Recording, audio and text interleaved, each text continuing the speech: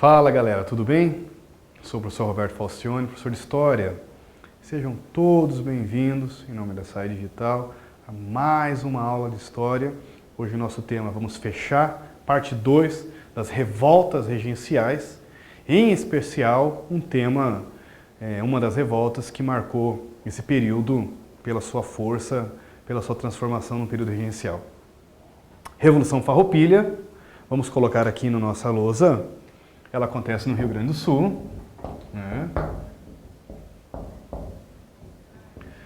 A principal atividade econômica rio-grandense era o charque. Temos que imaginar num período que não existem geladeiras, a carne, em seu formato desidratado, ele tem a sua preservação, a sua conservação por mais tempo. E isso, o charque era então muito consumido, mas era uma economia apenas interna. E o Rio Grande do Sul tinha que vender seu charque, disputando com os charques da Argentina, do Uruguai, da Argentina principalmente, e isso acabava criando uma competição desigual, porque o charque argentino, o imposto mais barato, chegava com um valor mais barato e acabava que o comércio interno brasileiro comprava o charque argentino e não do Rio Grande do Sul. Isso foi um motivo, então, econômico. Tudo bem? Vamos lá. Aqui na aula anterior, o professor Roberto perguntou para vocês aqui da Revolução Farroupilha, então tinha que escolher verdadeiro ou falso, e a sequência correta ficaria letra D.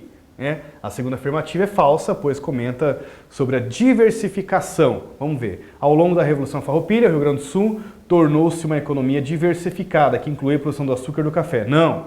Açúcar, produção de cana-de-açúcar, lugar quente no Rio Grande do Sul, é frio, não tem produção de açúcar. O café também é de lugares quentes, mas um pouquinho mais, ainda menos, até aceita, mas o ideal do café é lugares quentes. Produção sempre voltada para a produção do charque, carne bovina, produção de charque.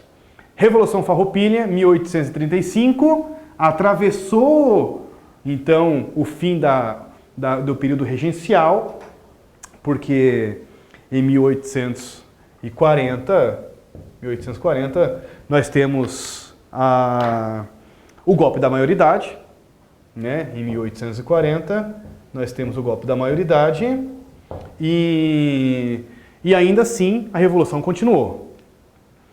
É uma revolta que chama atenção porque seus líderes não terminaram sendo mortos, enforcados, enfim, esquartejados ou massacrados, como nas revoltas regenciais Sabinada, Balaiada, a revolta dos Malês, Sabinada, Balaiada, revolta dos Malês, principalmente as revoltas regenciais, não terminaram com essa, não foi o fim que a Revolução Farroupilha acabou tendo.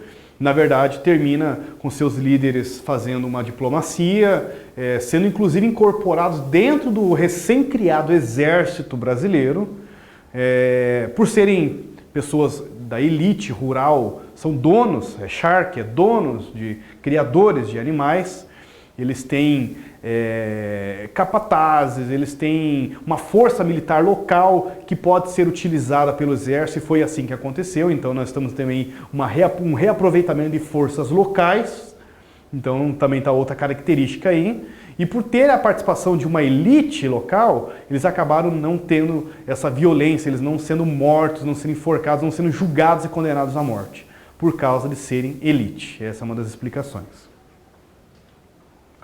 A Revolução Farroupilha, então, envolve setores ricos, organizados da sociedade, diferenciando das demais, que eram revoltas de caráter popular, de população pobre. Aqui está um lenço, lenço Farroupilha, por isso o nome é Revolução Farroupilha. Usavam esse lenço, atado ao pescoço ou solto ao peito, e era um símbolo, uma identificação. O cara usando esse lenço, o cara ali, ele é um revolucionário. Ele é da Revolução Farroupilha. As reivindicações: baixa o preço do imposto com os animais, sobre o trânsito dos animais com o Uruguai fossem extintos ou menos reduzido para que seu charque possa ser vendido. O Poder Central determinava que qual parte do montante das vendas arrecadadas pela província seria revertida a ele e qual ficaria no local. Assim, os rio-grandenses sentiam-se explorados economicamente e viam os gastos do governo como supérfluos. Então, eles também estão questionando a validade do governo regencial. A Revolução estourou em 1835, como o professor Roberto falou. Passa o período, eles estão reivindicando uma independência política, chegaram a fazer um isolamento político, então eles querem uma independência.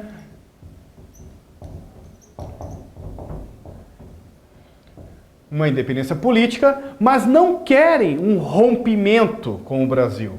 Pelo contrário, eles precisam de consumo interno, eles precisam de consumidores, eles precisam de economia local. Então o objetivo deles é ter uma liberdade econômica, política, mas sem bloquear, sem fechar o contato com o Brasil. Eles não estão querendo criar um novo país. Na verdade, eles querem romper essa política regencial, né? Eles não aceitam como uma validade, como um governo legítimo. No entanto, eles precisam de consumidores locais, eles precisam do Brasil para vender seu produto.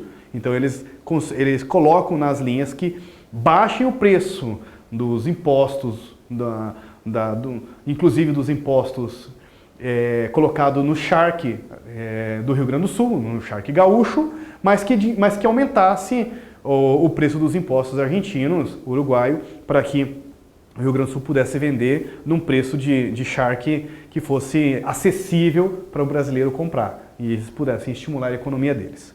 Desfecho. Conseguiram a independência política, prometeram voltar somente quando Dom Pedro II voltasse a ser quando Dom Pedro II entrasse no governo, ou seja, fosse coroado o imperador. E, inclusive ocorreu o golpe da maioridade em 1840 por causa muito da Revolução Farroupilha, para que adiantasse a situação, para estabilizar a situação política nacional. Né? O conflito então termina sem massacres, sem separação, mas por acordos, inclusive baixar os impostos da carne, foi aceito, né? E, inclusive incorporar esses revolucionários, sei lá, uns jagunços, o que vocês quiserem colocar, milícia, sabe Deus, pessoas que não são do exército, que andam armado. Não é uma polícia legal, mas está armado. Você há 200 anos atrás, morando no Brasil, passa um cara armado. O que você é? Não sou nada. Sou um revoltoso. Eu não sou da polícia. Mas você anda armado? Eu ando armado. E se quiser, eu meto bala. Imagine como é que era a questão da segurança no Brasil há 200 anos atrás.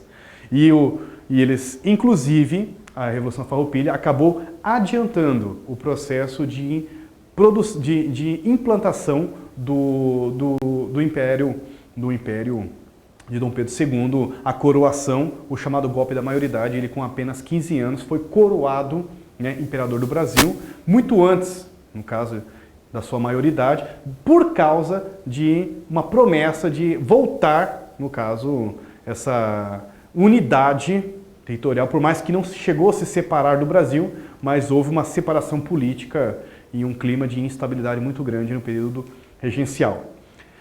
Fica para casa de vocês, meninas, essa atividade. Guerra dos Farrapos, Revolução Farroupilha, né, eclodiu com reação a...